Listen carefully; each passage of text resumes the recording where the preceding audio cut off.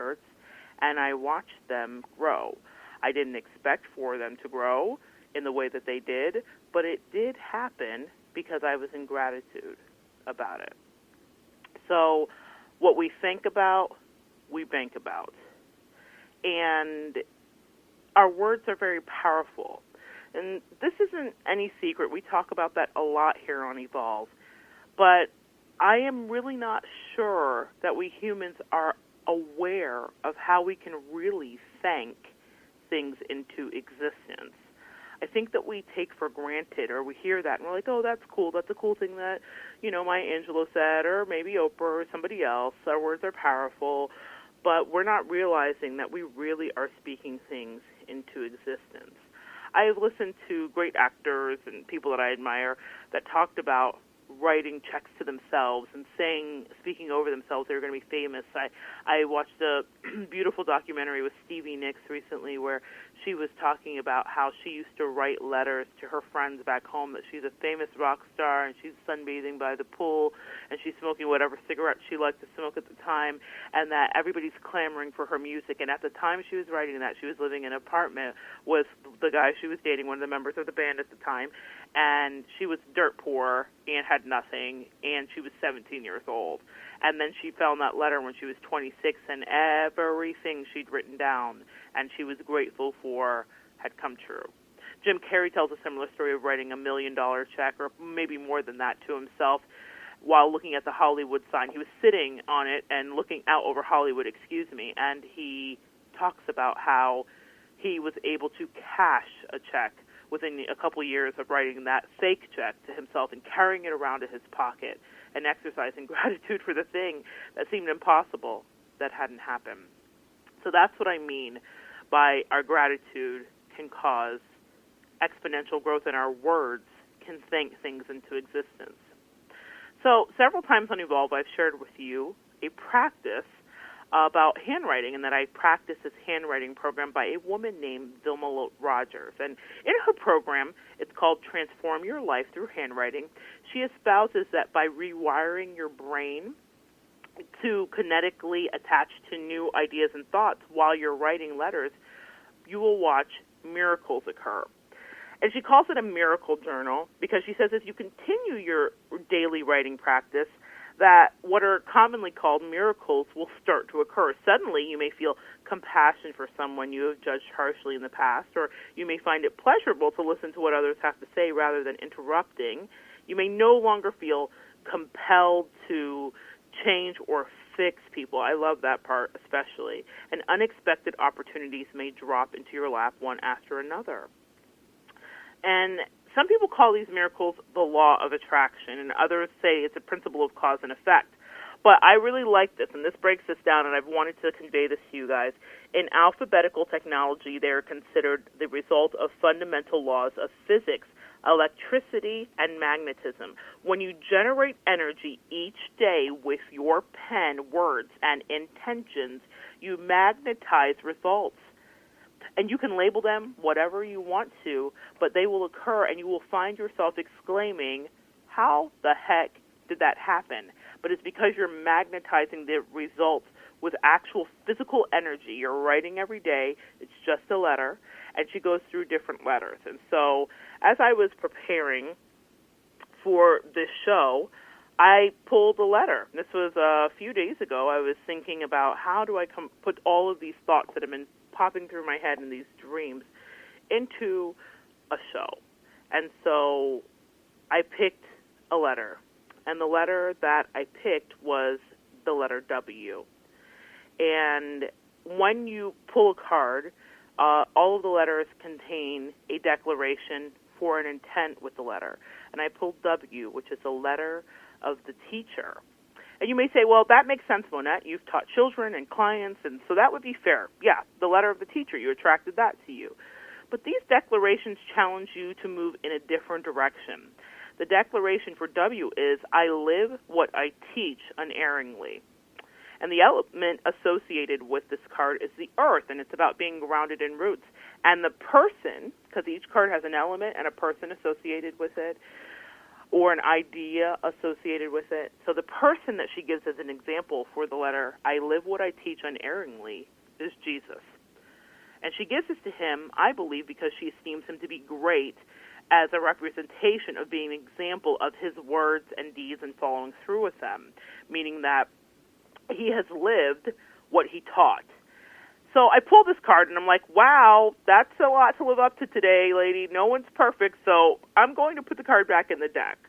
I don't know that I'm ready for this card as I'm starting my daily writing practice. And I hear my angel say, Monette, wait a minute. And they remind me about my daily practice, which is everything that I do. What I talk to you guys about, I live. I talk to my friends about, I talk to my clients about. I truly try to live it. Doesn't mean I get it right every day, but I truly live it.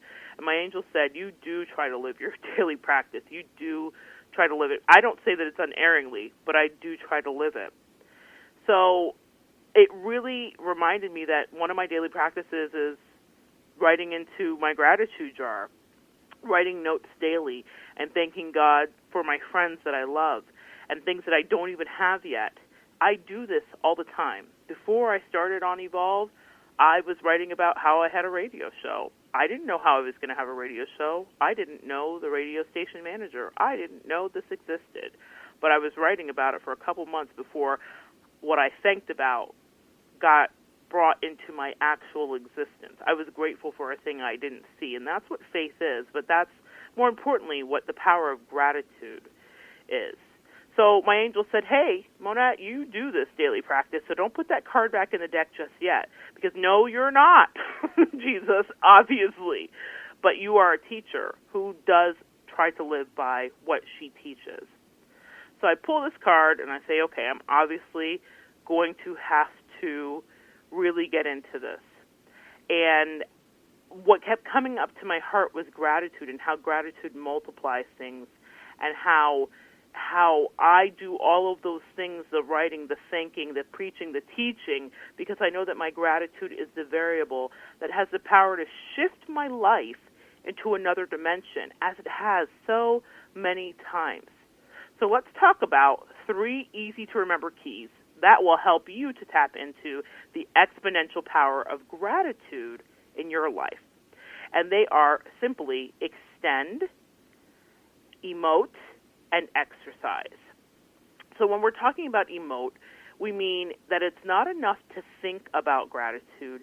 You have to feel the emotion about gratitude. That is really important.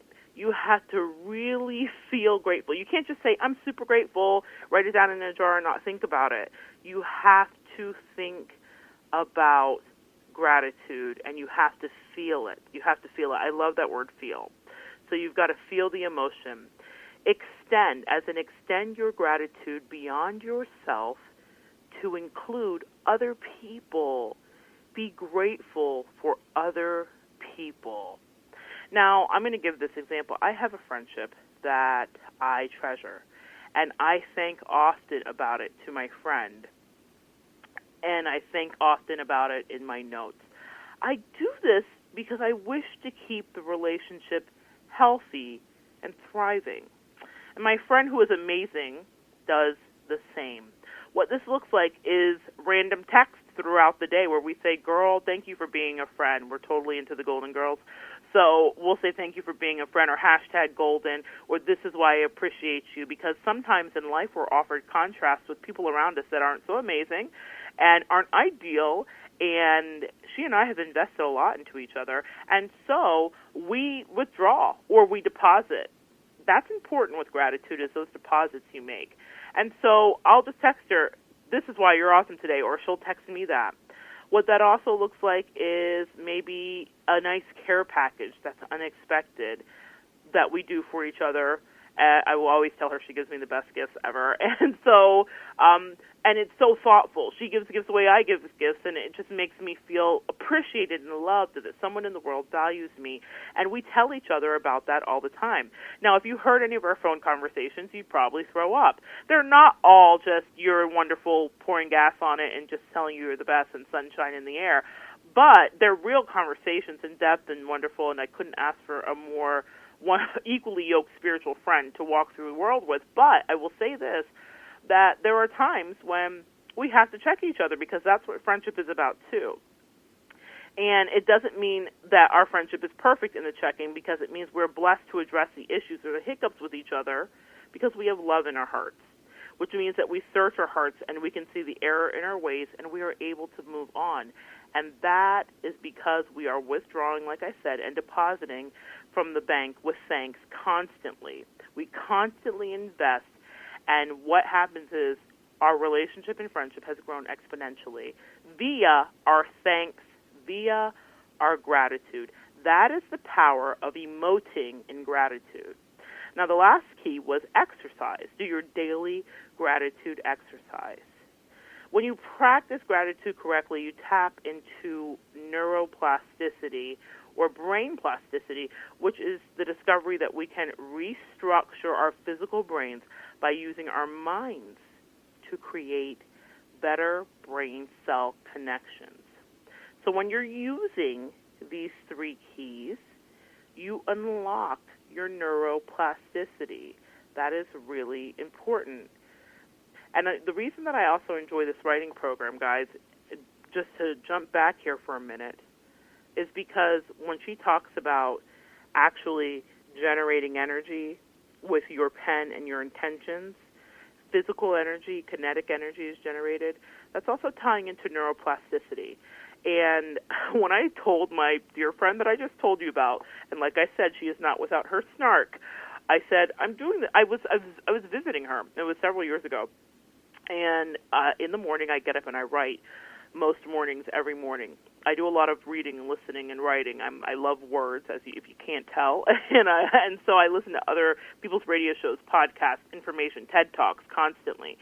And so she was like, what are you doing up so early? And I'm just sitting there, and I'm writing. And she comes over, she looks, and I'm just writing the same letter over and over. I think at that time I was working on the letter T, which is the letter of the visionary. So I was working on T's, and I'm just writing a string of T's, and then you write sentences that have T's in them that you speak over yourself. So it'd be like, today's going to be a terrific day, something like that. So she's watching me do this, and she's like, what?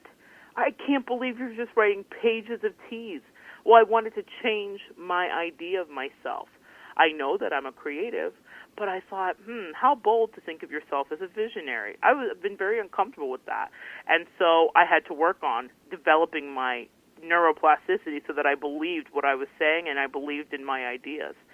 So I remember her coming over and saying, so you're just writing letters over and over, this is going to do something? And then I explained it to her and she understood and we laughed about it. We still laugh about it to this day.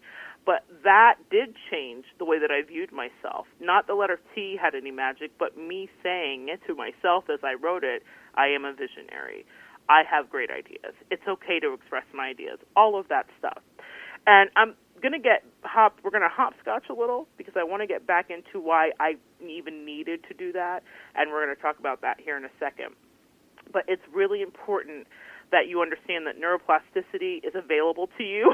We all have brains, and I think sometimes we get really fixed and stuck in where we are, and gratitude is fantastic for transforming where you are. And so I want you to be very, very aware of that.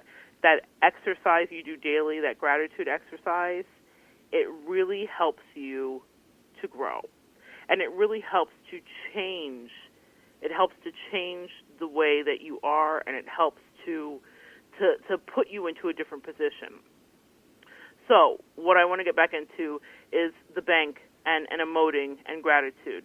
So when you're doing your daily exercise and when you practice gratitude correctly and you're tapping into that neuroplasticity, and you're restructuring your brains, you are actually making yourself open to a lot of opportunities and making things attract and magnetize to you much faster. So when you use these three keys to unlock your neuroplasticity, it's important to understand when you're emoting, you're firing up your hippocampus and the brain center of learning and memory. When you extend your gratitude to include other people, you spark the most highly evolved areas of the human brain, which is devoted to social intelligence. That's why when you're emoting thanks about a person or what they're offering to your life, It is so important to tell them. Tell them, write about it, but let them know I appreciate you. In my relationship with my